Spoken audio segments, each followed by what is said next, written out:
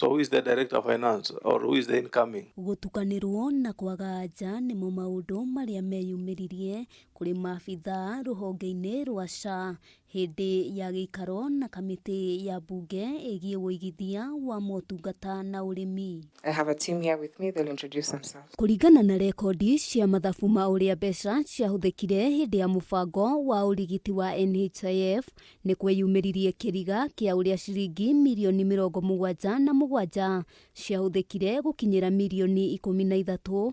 Murugamiriri munene ruhonge-ini rwa SHA Dagitari Masimwangangi akiremwo gutariria uria mbeca icio ciahuthikire. Did you recover the 13 million or what happened to this 13 million? What is this 13 million? We need a written confirmation from your side. How can you convince Kenyans that 9.2 billion revenue shortfall is attributable to COVID? This new ERPP, what is the cost? Very simple. Undu ungi kamiti ino eremetwo ni gutariria ni gitumi kia mugunda wa hektia 10 uria uri mwena wa Karen guku Nairobi gukorwo utari wa iriguo ona thengia wa igoti gukorwo rietikiririe ruhonge rwa NHIF kuiriga mwaka wa 2016. Haha naho Mwangangi aremwo ni gutariria.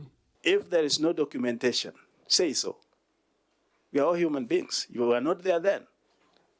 We'll report as such. Maabitha ya meteteire na kuga mari na morito ma gucokia ciuria amu maundu maingi makinyanirio mbere ya urugamiriri wa SHA uthondeketwo undu uria uteanirio ni kamiti ino. And when I look back at the team here, in fact, my CFO is only 1 year old in SHA. Myself 4 months, and the team behind here would also not be able to comment. But competent. Yes, but very competent. Answering questions by trying to tell us you are new in the institution. So who prepared this? You are saying based on available information.